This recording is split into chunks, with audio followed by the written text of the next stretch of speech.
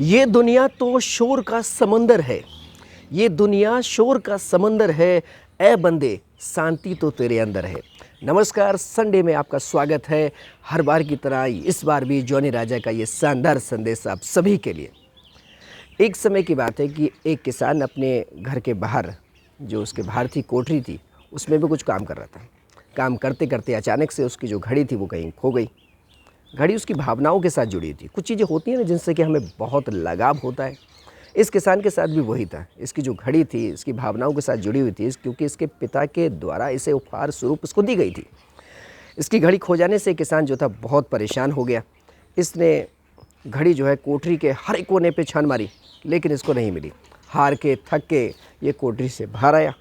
इसने देखा कि बाहर कुछ बच्चे हैं, वो खेल रहे हैं। इसने सोचा कि बच्चों के द्वारा अगर घड़ी को ढूंढवाया जाए तो शायद बच्चों को मिल जाए। इसने बच्चों को अपने पास में बुलाया और बच्चों से बोला कि बच्चों, मेरी घड़ी जो है इस कोठरी में कहीं खो गई है। अगर कोई भी बच्चा उस घड़ी को ढूंढ देगा तो उसको इनाम दिया जाएगा। इनाम के लालच में सारे बच्चे जो थे कोठरी के अंदर घड़ी को ढूंढने के लिए दौड़ पड़े। घड़ी को ढूंढने के लिए हर एक कोना बच्चों ने छान मारा लेकिन बच्चे भी थक गए। हार के बच्चे भी हार मान गए और घड़ी उन्हें भी नहीं मिली। अब किसान ने भी जो था हिम्मत हार दी। अब किसान को भी लगा कि घड़ी अब मिलने वाली है नहीं। वो हार के थक के माथे पे हाथ रख के, कई बार चिंताएं होती हैं तो ऐसे करके बैठ जाते हैं, तो वो भी इस किसान भी इस तरीके से हार के थक के बैठ गया। अब किसान जो था वो भी सोचने लगा कि अब घड़ी तो मिलने वाली है नहीं। अचानक से एक बालक जो था, एक बच्चा जो था, कमरे में प्रवेश किया इस किसान के और बोला कि अंकल जी, एक मौका आप मुझे दीजिए। घड़ी को मैं ढूंढूंगा, लेकिन शर्त है कि मैं अकेला ही ढूंढूंगा। किसान ने बोला ठीक है, मेरा क्या जा रहा है, तू ढूंढ ले अकेले। ये बच्चा गया कोठरी के अंदर, लेकिन सीन पूरा बदल गया। थोड़ी देर के बाद जब बच्चा बाहर निकल के आया तो इसके हाथ में घड़ी थी। किसान देख के बहुत सन्न रह गया और बोला कि तूने बेटी ये घड़ी कैसे ढूंढी?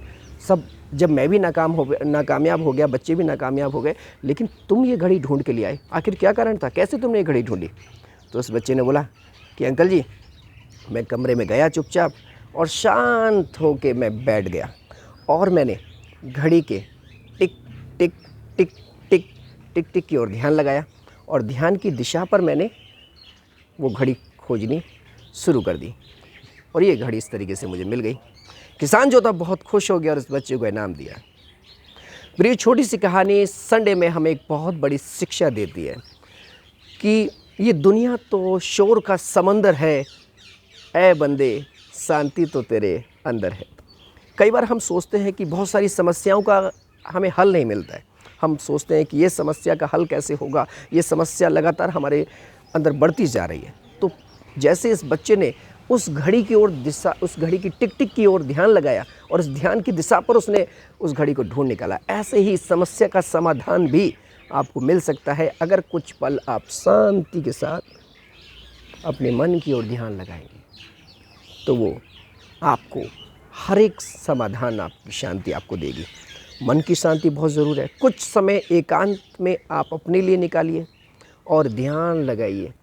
ध्यान लगाने के द्वारा मन की शांति बहुत ही ज़रूरी है। ध्यान लगाइए, आपको हर एक समस्या का समाधान मिल जाएगा, आपको हर एक क्वेश्चन का आंसर मिल जाएगा, प्रश्न का उत्तर मिल जाएगा। ज़रूरी है कि आप मन की शांति को लगाइए, क्योंकि बहुत ही ज़रूरी है। अगले संडे फिर होगी मुलाकात एक और नई कहानी के साथ। तब तक के लिए आप सभी अपना ध्यान रखें। ज़िंदगी में सदा मुस्कुराते रहिए। अपना और अपनों का ख्याल रखिए। नमस्कार।